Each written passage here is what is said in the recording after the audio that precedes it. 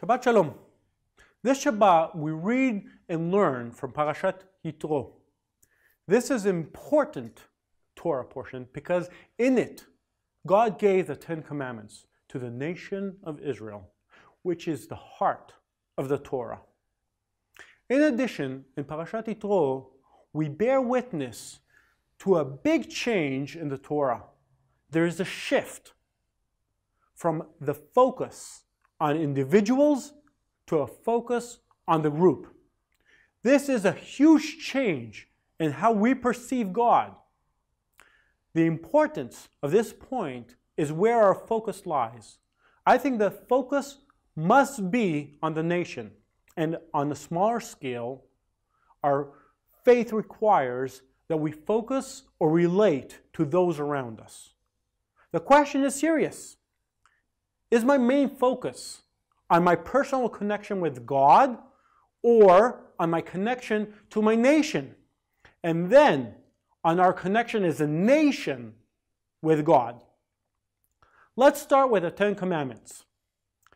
8 of the 10 serve as the basis for a healthy and proper human society. Our society could be safe, healthy, and strong if people would keep the commandments of do not steal, do not murder, do not envy, and if we would all honor and care for our parents, instead of thinking only about ourselves. Even the day of rest is important for humanity. If we truly kept one day in which everyone was free, everyone was equal, there would be no work, no manager, no laborer, no slave, and no master. Everyone would be equal, and everyone would rest once a week. Indeed, the Ten Commandments are the essence of the Torah. The first commandment is much more personal. You shall have no other gods before me. We live in a binary world. Yes or no. Plus or minus. For or against. Our world is managed by ingenious computers, and machines operate on this simple principle of 1 and 0. There is or there isn't. True or false. Every coin has two sides, and so does everything in life. If you support something, then you oppose what is opposed to it. Every yes also defines a no. God begins the Ten Commandments by telling us what is true, what is right, and who is the creator of the universe. You shall have no other gods before me. To the same extent that we believe in God, we must oppose idols, other gods, other doctrines. Our parasha stands out that in it there is a turning point in the way in which the individual and the group are treated. Before the Exodus, we have a detailed description of the creation of the world, and we have a focus on the private lives of our forefathers. We enter the most private aspect of Abraham's life. We hear about the trouble with Hagar. We hear about the father who loves Esau and the mother who loves Jacob. We go into deep details of Jacob's life. There's hate, love, jealousy. It's a biblical soap opera. All this happens before the Exodus from Egypt. After the Exodus of Egypt, there's a change. This Shabbat we discover a very interesting detail about the private life of Moses. Now Jethro, the priest of Midian and the father-in-law of Moses, heard of everything God had done for Moses and for his people, Israel. After Moses had sent away his wife Zipporah, his father-in-law Jethro received her. Jethro had sent word to him, I, your father-in-law Jethro, am coming to you with your wife and her 2 sons. This appears in Exodus chapter 18, verses 1, 2, and 6. Only now do we learn about an important event in Moses' life, his leaving of his wife Zipporah and his 2 sons. And we have 1,000 questions. When did this happen? Why did this happen? Is this a commandment from God or Moses' personal decision? What happened with Zipporah after this encounter? All these questions remain unanswered. If this dramatic event happened before the Exodus, it is reasonable to assume that the Torah would provide us with many details. The silence is not coincidental. The Torah does not relate to this because we're talking about the private life of Moses. His private life, his family. From now on, what happens in Moses' family is not our business. From now on, we are a nation. We are no longer a family. Yes, we used to be a family. Metaphorically, we would sit by the fire at night and talk about what happens in the family, about our problems. These days are over. We have grown. We have developed into a nation. The giving of the Torah is also a national matter. It is possible that the patriarchs did not need the Torah. Within a family unit, everything is determined by a dialogue. And the patriarchs of the nation spoke directly to God. There was no need for an organized system of laws. Now, after the exodus of Egypt, in the birth of a new nation, there is a need for an organized system of laws, the Torah.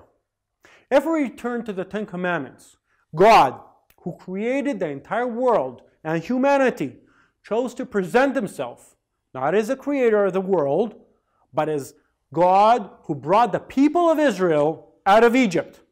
Note that God also does not present himself as a God of our forefathers or as a fulfiller of the promises to Abraham or Jacob. Instead, he presents himself as the God who brought the people of Israel out of Egypt. And in doing so, created the nation of Israel. I am the Lord your God, who brought you out of Egypt, out of the land of slavery. You shall have no other gods before me. This is a most important point. It's actually a key point for us and for our children. God requires of us to remember the exodus from Egypt, like in Passover, in Shabbat, and all the feasts. Many verses command us to remember this day, so that all the days of your life you may remember the time of your departure from Egypt. We, as believers in the land of Israel, are part of this nation, whom God redeemed and brought out of Egypt. We are not detached from history, and we do not stand before God merely as individuals.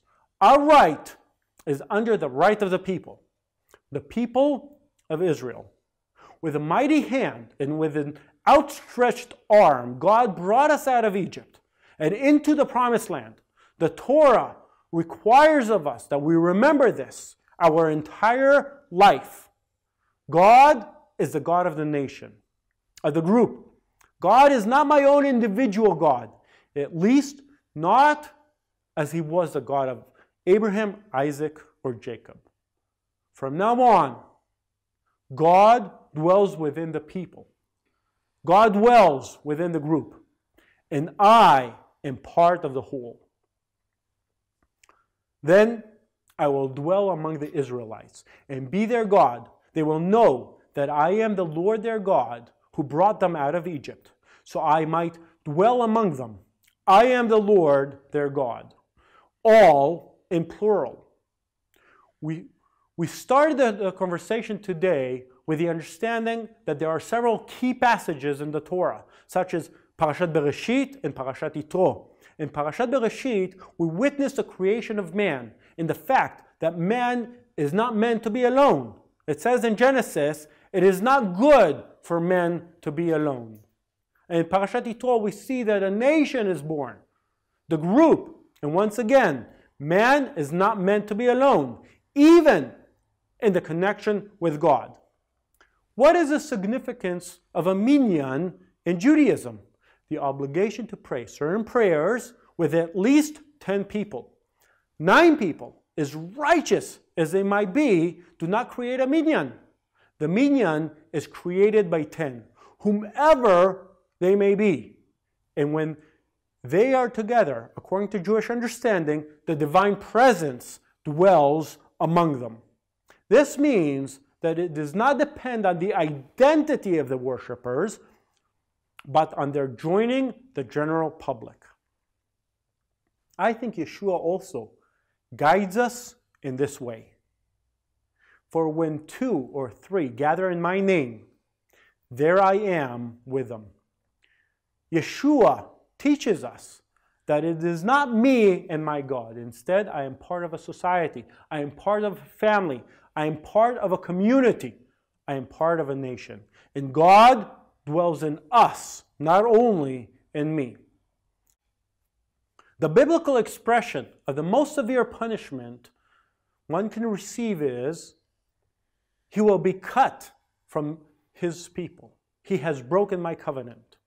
And for whoever eats anything with yeast in it from the first day through the 7th must be cut off from Israel. Without going into a deep interpretation of the punishment, we can learn that the most severe punishment is excommunication, to exclude the person from the group. It is not for nothing that we are called the body of Messiah. The Apostle Paul calls us hands, feet, ears, and eyes. 1 Corinthians 12:12. We are one body. Every person is different. Each have different gifts, but we are parts of one body. We do not stand alone. Yeshua shows us the heavy responsibility we have to find those who have left the group. See that you do not despise one of these little ones. For I tell you that their angels in heaven always see the face of my Father in heaven. What do you think? If a man owns 100 sheep and one of them wanders away, will he not leave the 99 on the hills and go look for the one that wandered off? And if he finds it, truly, I tell you, he is happier about that one sheep than about the 99 that did not wander off. In the same way, your Father in heaven is not willing that any of these little ones should perish. Yeshua tells us about a person who left the group, left the community, left the straight path. A person who was lost. Yeshua teaches us about our duty to go and help that person. There is a deep message here about the social responsibility that a person has towards his fellow men. Yeshua's teaching here expresses the full intent of the saying, all of Israel are responsible for one another. Kol Yisrael arevim ze lezeh.